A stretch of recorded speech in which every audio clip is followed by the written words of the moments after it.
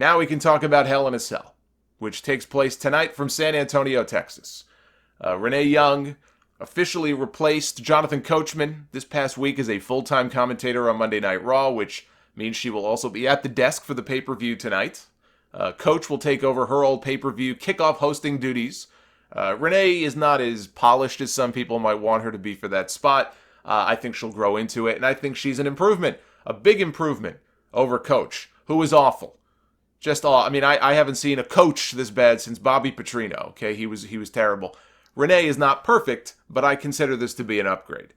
The other big news is that the Cell, and there are some people freaking out about this, but the Cell is now blood red. WWE live streamed the construction of the Hell in a Cell yesterday, and they are using a red cage now for Hell in a Cell.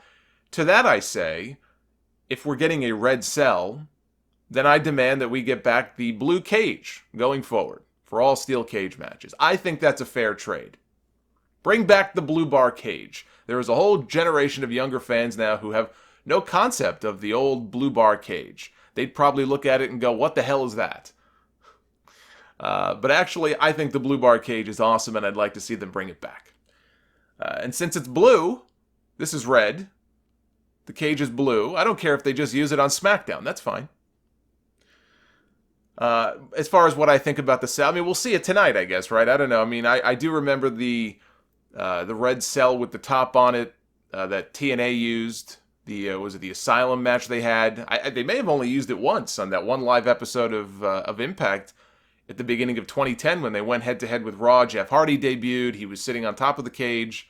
I thought it looked terrible. It was very hard. I mean, they had thick bars. It was very hard to see through.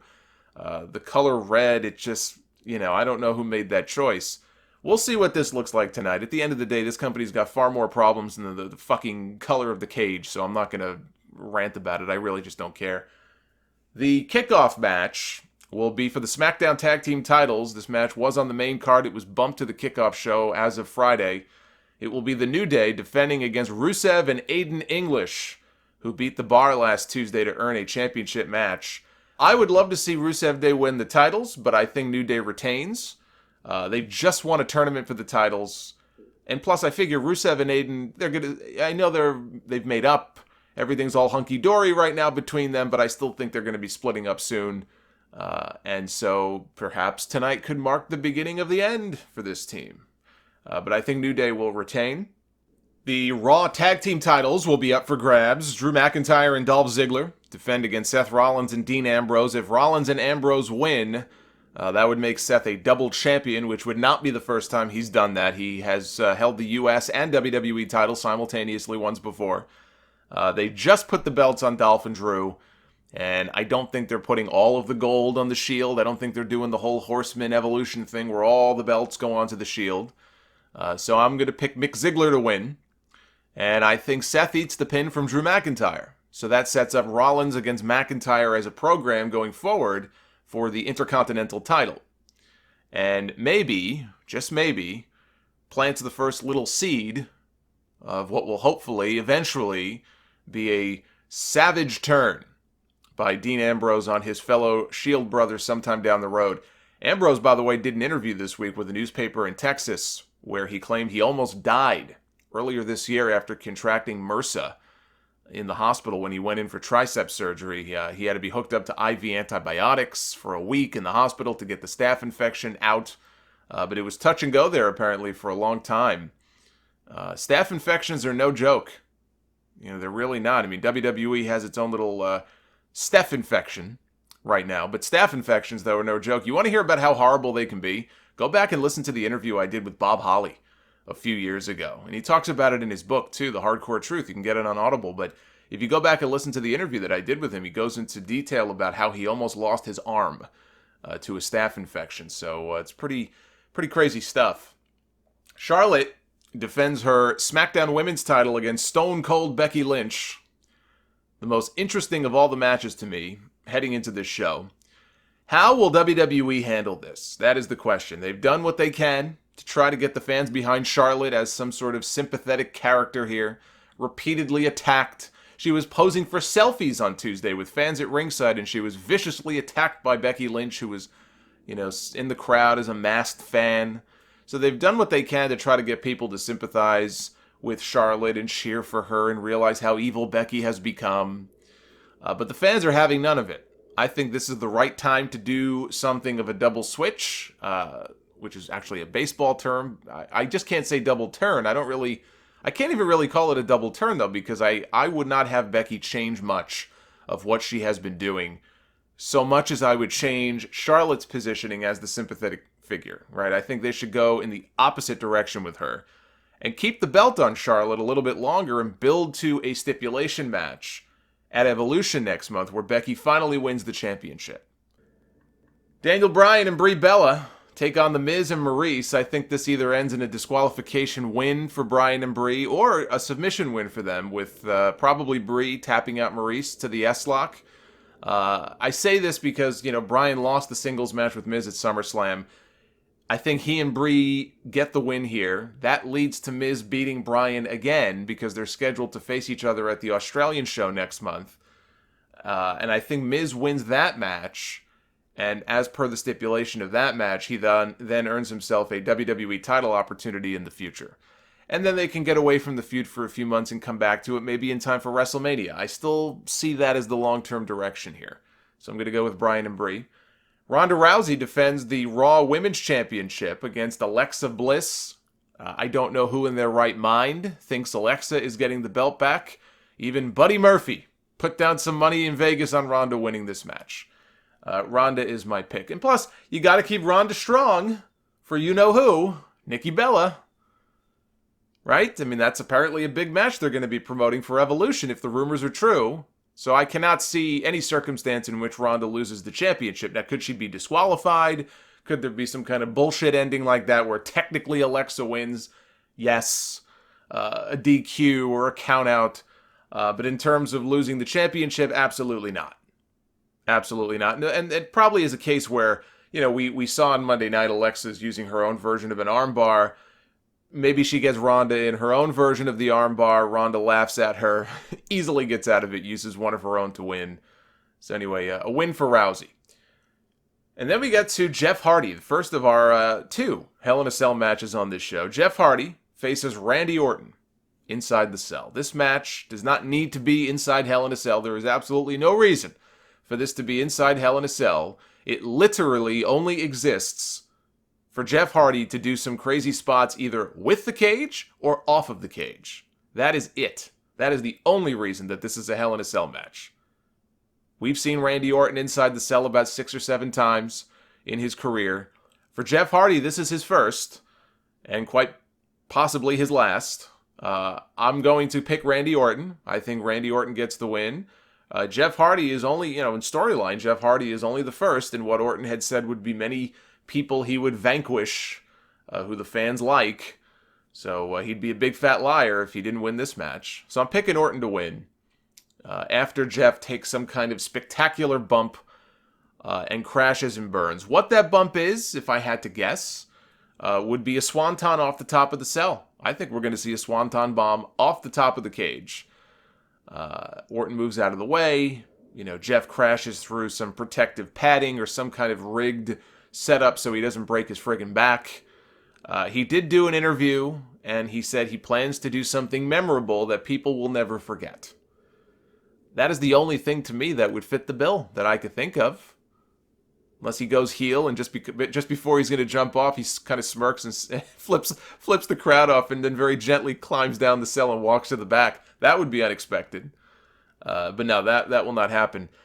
The bad part now, though, and him saying stuff like this and just making this match Hell in a Cell, the bad part is that because he has promised this and because everybody thinks he's going to do something insane, if he doesn't, people are going to see the match as a disappointment. So if he does some kind of disappointing little dive or doesn't do anything at all, if the match doesn't even, spill outside of the cage, you have a situation where people are going to be like, that's it?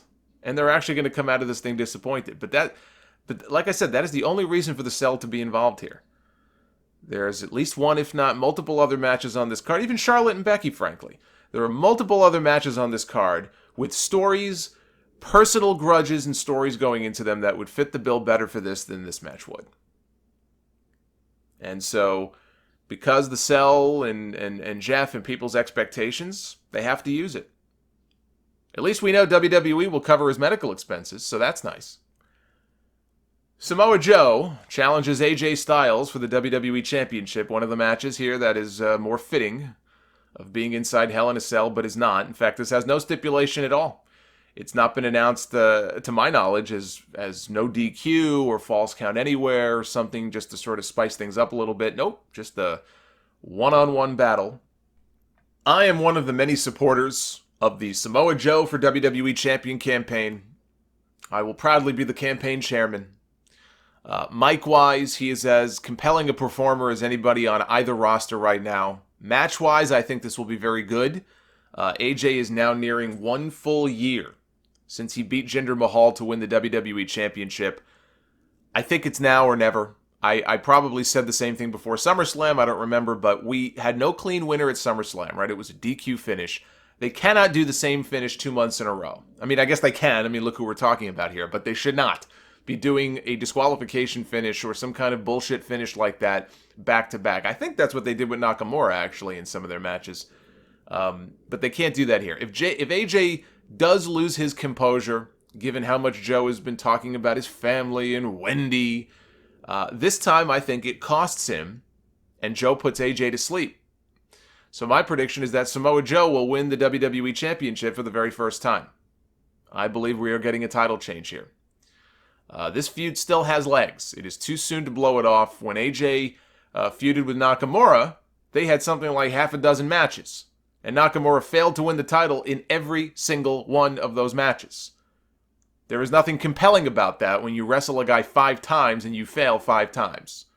Put the title on Joe and let AJ chase to get it back.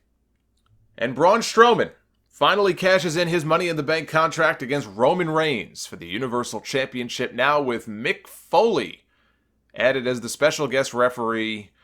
20 years after he nearly killed himself inside and outside Hell in a Cell. Before I go any further, I have to plug this because it's one of the best things WWE has put together in a while. This did not air on TV. Maybe they'll show it on the kickoff show tonight or something, but probably not. It's about 15 minutes long. It's like a little mini documentary that WWE put together. It's on their website, and it is on their YouTube channel. And it is a video reliving the Hell in a Cell match from '98 between Undertaker and Mankind. And I know we've seen the footage dozens and dozens and dozens of times, and we've heard a lot of the same stories over and over again. This actually includes some nuggets that I think some people probably have not heard before. It has comments from Foley, and then on the phone, they did phone interviews with The Undertaker, who is completely out of character. It's not even The Undertaker, really. It's Mark Calloway, really, which is very unique. Hearing him in his normal voice, just talking about it like a normal person. They have Sergeant Slaughter has interviewed Tim White, who was the referee that night for the match. I'm trying to think if there was another... Oh, Jim Ross. And Jim Ross is also by phone interviewed. Jerry Lawler, who was there that night, was not interviewed for this, nor was Vince McMahon. So don't expect Vince to be commenting on it, or Terry Funk, or anything like that. But they have comments from The Undertaker and Mick talking about the match as they show footage. It's in real time as they go through it. And they just talk about, Foley says, look, I did not climb to the top of the cage that afternoon. Vince McMahon had cornered him and said, look, have you been up there? And he lied to Vince, and he said yes, and that was a lie. And Foley said, look, if I had gone up there earlier in the day, then this never would have happened. Because once he did get up there on the pay-per-view, he was terrified because he's afraid of heights. And so he would never have gone through with it. Undertaker talked about, the injury he had at the time. Now, this I did know, and I don't know if it was a fractured ankle, a broken foot. He had some kind of a foot or ankle injury going into that match. That I do remember. A lot of people may not know that. Here they call it a broken foot. So think about that. Undertaker, big dude. He's going into a match where right off the bat, he has to climb 16 feet. He has to scale the side of this cage. He's a big guy. Undertaker's every bit of 6'10", 6'11". At that time anyway. Maybe he's shrunk a little bit, but he had to climb with a broken foot or an injured foot just to get to the top of the cage. Not once, but twice. Because after Foley took the bump and then Foley came back and climbed up, Undertaker had to climb right back up. He was already halfway down. Then the craziest thing, and I cringe when I watch this, but watch after Foley gets chokeslammed through the cage and Undertaker is just ominously standing above. Undertaker doesn't gently climb down the side of the cage and walk back in through the door. He basically climbs down through the hole in the cage. And he falls down, lands on his feet, but he lands right on the ankle. And you can see after he lands, he's sort of favoring the ankle. I'm sure that must have hurt like a bitch. So, he to think that he went into that match with an injury like that, because everybody talks about Foley, obviously, and everything he went through. It's just insanity. It's absolute insanity, but it's very well done. I think you'll enjoy it, especially the comments from Undertaker, because he even says in the video, I'm generally a very guarded person. There's maybe 15 people in the world who I would talk to about stuff like this. He's very open, and I think it's just a very well done piece. So you should all go online and check it out if you haven't seen it. But Foley is going to be the guest referee 20 years later, back inside the cell. He showed up on Raw Monday night and said that Stephanie McMahon, he went to her to ask if he can somehow be involved in the show, and she made him the special referee. The same man that she publicly fired and humiliated on TV last year and talked about what a horrible job he did. She seemingly had no problems making him the guest referee for the show, or for the match. Foley had a little spring in his step. He's had a hip replacement. He's lost a ton of weight doing the DDP yoga stuff. So he looked good. I'm not saying that he should be taking bumps tonight, although I'm sure he will. He'll probably be shoved down or something. But he really should not be taking too much punishment, hopefully. This match I could see ending without a decisive finish, and I'm sure that would not send people home very happy. But they've done that before. Maybe they set up some kind of giant bump to end the show where both guys are laid out and neither man can respond. I think they turned Braun Strowman, and they added all of the bells and whistles. And, Foley is ref, we'll put it inside the cell, to distract from the fact that Braun Strowman is about to become only the fourth man in history to fail in cashing in Money in the Bank. If you count John Cena as being the first, I think generally people do, right? Even though he won that match against CM Punk on Raw 1000, he won that match by DQ. He failed to win the championship, so I say it counts. And so that would make, and then it was Damian Sandow, then it was Baron Corbin. I think Braun Strowman is about to join those ranks. Then again, it is absolutely possible that they put the title on Strowman. I'm not ruling this out. There are people saying, of course Roman is not going to lose. They just, coronated him. They just put the championship on him. That don't mean that Roman can't lose the belt and chase for it. So it is absolutely possible they do a title change here. But if they do the finish that I mentioned with Joe in the WWE title match, I don't see them doing the same thing with Braun Strowman right after. So pick your poison. Does Joe win the title for the SmackDown title, or does Braun win the Raw title? Because I don't see both happening. Mick Foley is the wild card here. His addition to the match feels completely unnecessary. You talk about tacked on and having nothing to do with the ongoing storyline. But I'd like to think he's in there to serve some kind of a purpose. And he's not just in there because, hey guys, it's been 20 years. Hi, I'm still alive. I'd like to think there's some kind of reasoning behind it. That's probably my first mistake, thinking that. But I think Roman Reigns retains. I think he holds on to the championship. But I genuinely do not know which way they're going to go with this. I am not a fan of what they've done with Braun. They had a guy in him that people genuinely liked and cheered for. And they messed with that because they needed a body to put in there with Roman. At the end of the day, it is all about Roman. He's the guy they've put all their eggs in that basket, and they're going with him. They're all in on him. He and Braun have had good matches before. Just because you may not be happy that Roman Reigns is the champion and what they've done with Braun doesn't mean that these guys aren't going to go out there and have a really good match. I think they will. So I expect this to be good. But I'm going to say no title change here and that Roman Reigns retains.